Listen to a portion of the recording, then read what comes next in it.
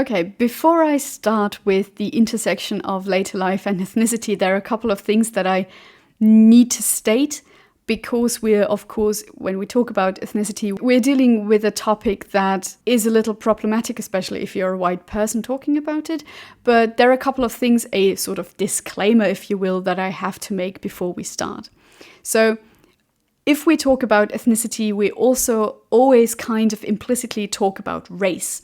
And race is something that emerged throughout the European conquest. Race emerged as a social difference that is visible, classifiable, and salient, meaning that people were classified, often hierarchically, into certain types and categories. As Linda Alcoff, for instance, states, there are 3 theoretical positions roughly on race, which are nominalism, existentialism, and contextualism. The first one completely denies the existence of race altogether as a salient biological category. Essentialism, however, revolves around race being an integral part of individuals' identity, with members of a racial group sharing a set of characteristics, a set of political interests, and a historical destiny. Contextualism, which is more along the lines of social constructivism, refers to race as a socially constructed category that is historically malleable, culturally contextual, and reproduced through learned perpetual practices. While it may be very easy to disregard the first 2 approaches completely, because we know that race exists or ethnicity exists, and that essentialism is, well, at least in our field of studies, kind of bad, because they are too much focused on biophysical traits, this is not as easy, because as we see with most of the debates on race and ethnicity, biophysical traits are still very, very, very important, especially when it comes to skin color, which is why that these biophysical traits have not lost their meaning or their importance in contemporary society, unfortunately. Of course, there is also a problem with the term race, because the term itself, and I think more so in Germany, is very much problematic. As such, the term race denotes not only a naturalistic assumption that race can be used in order to classify human diversity by processes of homogenization, but this perspective, on the other hand, indicates that race signifies people believed to share physical characteristics such as skin color, facial features, and other hereditary traits. And on the other hand, such a classification is not without consequences, as it has led to the persecution, enslavement, and slaughter of millions of people, and continues to provide supposedly a scientific basis and justification for structural inequalities and racism. And this is why, as some German scholars have actually argued, that we should abandon the term race altogether, because it is zoological and naturalistic and essentializing, which is why many people have argued for using ethnicity rather than race, because ethnicity refers to a characterization of a group of people who see themselves and are seen by others as having a different common ancestry, a shared history, shared traditions, and shared cultural traits such as language, beliefs, values, music, dress, and food. Definitions of ethnicity are either very broad or very narrow in scope. Broad definitions of ethnicity involve shared biophysical traits as well as cultural characteristics, while more narrow definitions of ethnicity only involve often cultural traits and social traits, not so much the biophysical ones. Which is why that for this video and for the purpose of the seminar in general, I'll be using the term ethnicity. Unless it was used by scholars in a quote, then I will leave race in, but I would like to point out that I do find race a very problematic term, and that I will, in my own sort of speaking, writing, and so on, be using ethnicity in a very broad term by including both cultural traits and a focus on cultural traits, but also a certain hint towards biophysical traits, which may not be an indicator of ethnic identity. In the wake of 2020's pandemic, structural differences based on ethnicity and race have become, let's say, highlighted in numerous ways.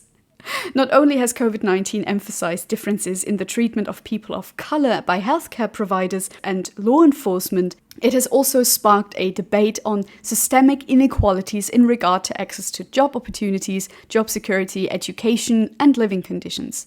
As such, there seems to be an evidence of a link between people's racial group, their socioeconomic status, as well as what happens to them once they're, in the case of the pandemic, being infected and the outcome of their infection. While older age is certainly neither an illness nor something only contracted by some individuals and not by others, similar attention has been given to the exploration of inequalities and, more importantly, in how far inequalities on the basis of ethnicity are being reinforced by and heaped onto common disadvantages of being old. This double jeopardy has, however, been contested with works of other scholars who have regarded older age as a leveling influence on the disadvantages faced in earlier life stages. And as we've seen with the example of gender, old age as a leveling factor should be regarded with a grain of salt. While both hypotheses have been criticized as reductionist and failing to represent the complexity of the intersections of ethnicity, migration, and age, both continue to inform most gerontological research on ethnicity, race, and age. In this regard, the predominant view on later life and age has emphasized minority status as positions of structural disadvantage and actual or potential oppression. Interacting with other disadvantaged statuses, ethnicity has been seen through various double, triple, or quadruple jeopardy hypotheses of aging really badly. Whereas race and ethnicity have become increasingly prominent categories for social divisions, both in terms of policy making and in terms of academic research on later life and ethnicity, race, or migration has remained, let's just say, rather scarce. That is not to say that no research exists at all. However, it is notable and somewhat surprising, maybe, that despite ethnicity and race being referenced in the same breath as other social distinctions, there are, on the one hand, less than a handful of handbooks on gerontology on aging published over the last decade, which have dedicated a chapter to ethnicity per se. And on the other hand, existing literature is often limited to either a certain region or to a limited scope. Yet aging studies and gerontology scholars, in part due to gerontology's awareness of the relevance of sociocultural values for the way in which aging and old age is experienced and understood, has begun to put a greater focus on the impact and importance of ethnicity and migration in connection to later life. Whereas the significance of ethnicity and ethnic belonging has increased in the post-war period, with a greater influx of non-Europeans in various European states, it was not until 1991 that the UK census introduced a question concerning ethnic origin. Yet this inclusion of ethnic identity also unveils the tensions and problems that come with the concept of ethnicity. As explored... das habe ich noch nicht explored. What is mostly problematic is that definitions of ethnicity and race are colloquially confused, collapsed, and overlapping. In the census of 1991, 2001, and 2011, the question, "What is your ethnic group?" for instance, allows British to be an answer for a white background, an answer which collapses ethnic identity, racial identity, and national identity into one another. This is problematic insofar as groups of people who are generally regarded to be very different may share the same racial identity, but not the same ethnic identity, and vice versa. Moreover, added to this methodological incongruence, the census is limited in that it superimposes ready-made categories on ethnic diversity, something which can often not be reduced or narrowed down in such terms. Yet census data, both due to the categorization and the reliance on self-identification by the respondents, still serves as an indicator of the ethnic setup of a country. As of 2011, most residents of Wales and England belong to an ethnic white group. In comparison to the 86% identifying as white, 11.9% of the population of England and Wales reported to be a BAME individual, with Asian or Asian British individuals constituting the largest minority group. And these setups of most of the population identifying as largely white can be traced across the entirety of the UK. And these figures show not only that most residents in the United Kingdom identify as white, but that even though the UK is a multi-ethnic country, non-white ethnic minority groups make up a comparatively small percentage of the population. Yet conversely, the number of those identifying as non-white has risen since the 1991 census. As the population in the UK ages, age and agedness have become issues of concern to some ethnic groups, as their individuals age proportionately to their host population or to the largely white British population. Whereas in 1991, less than 3% of the minority ethnic population were old, by 2011 more than 5% were. Yet the experiences of the aging process between white British citizens and ethnic minority groups varies, so much so that Newman has succinctly argued that aging for older BAME individuals takes place in rather different shades of grey. That's not a joke I wanted to make. Most research on ethnicity and later life has tended to add a deficiency perspective to both, treating age or ethnicity as risk factors. Not only is skin color still a determining factor for radicalized experiences of aging, but older adults of minority ethnic groups are generally considered to be structurally worse off. For instance, a notion that has been a common idea in most of the research on ethnicity and later life is the idea that BAME individuals face not only double biases, basically a double burden in which on the one hand, ageism and racism reinforce one another, creating thus double discrimination. On the other hand, the double jeopardy hypothesis describes that not only are material and social and health inequalities established in earlier life phases and persist throughout middle age and later life, but that these inequalities widen across the life course, with the advantaged becoming even more advantaged over time and the disadvantaged becoming even more disadvantaged. Not only do BAME individuals or older BAME individuals face rising economic inequalities and possess fewer assets and resources from which they also appear to derive less benefit, but they also report worse health and they are more likely to suffer from debilitating long-term illnesses, oftentimes due to the cumulative impact of repeated experience with social economic adversity and political marginalization. Aside from health, older BAME individuals also receive lower pensions in later life, with their access to social care more limited, which means that consequently, the benefits as they extract from welfare are less, and their quality of life is comparatively lower to older adults of other communities. These circumstances of adversity, however, do not lie in or are caused by older age, but they are a legacy of earlier life stages. Such differences become even more pronounced when they are closely matched for age structure, with much focus being put on aging successfully and entering the third age in good health. The persisting differences in income, steady employment, and health might mean that, on the one hand, the ideals of the third age may have scant relevance for older BAME adults, and on the other hand, the high probability of poorer health signifies that older adults of minority groups enter the third age similarly in poorer health. Thus, activities that denote the third age lifestyle may be incidentally inaccessible both on the basis of dispensable wealth and physical and psychological restrictions. Calasanti and King touch upon this predicament in a way and argue that if frailty is a marker of the fourth age, older adults of ethnic minorities may skip the third age altogether.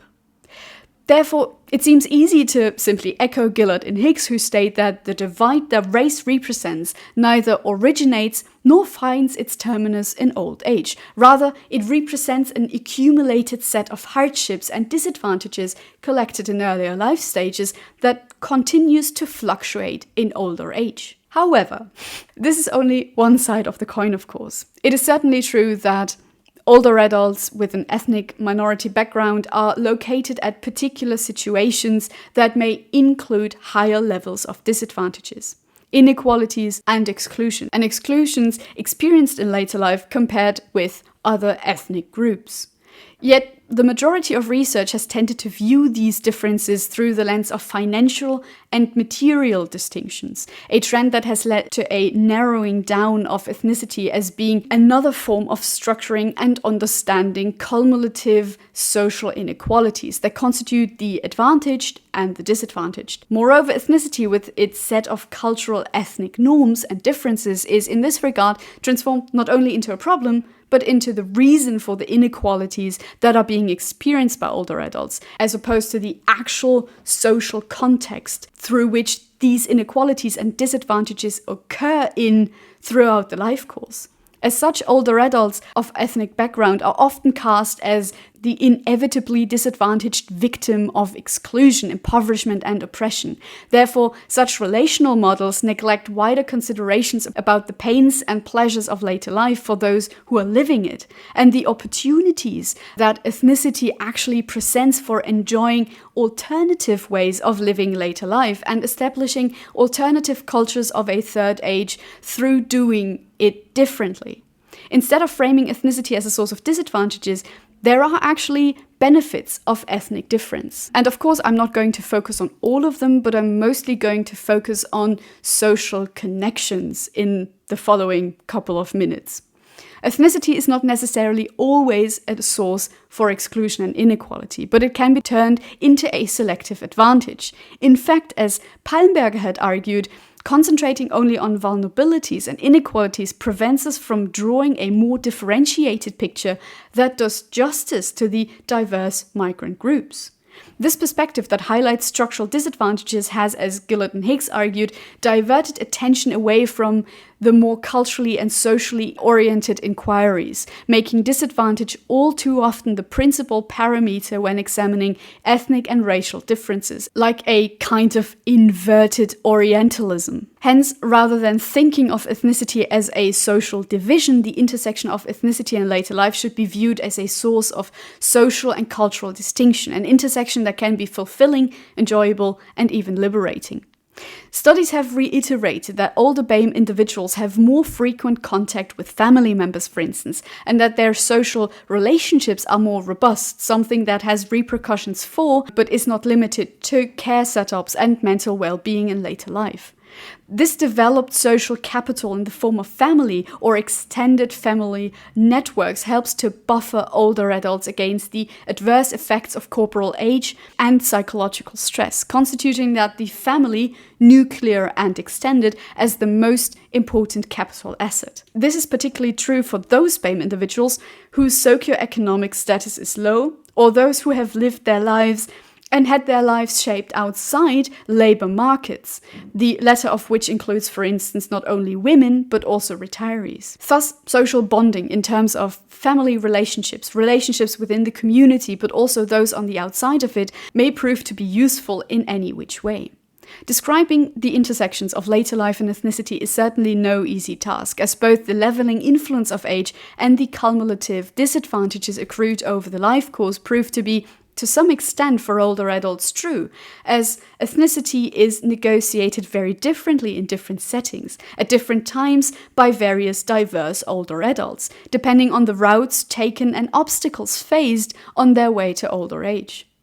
While older adults with BAME backgrounds may certainly face double discrimination and inequalities in later life, their division of white counterparts or from white counterparts does not necessarily grow more acute with age. Rather, ethnic divisions in later life may be envisioned as being in part the accumulation of disadvantage, in part the amalgamation of disadvantage, and in part the perpetuation of both. As such, it might be easier to state that ethnicity simply adds diversity to later life, both in its pains and its pleasures.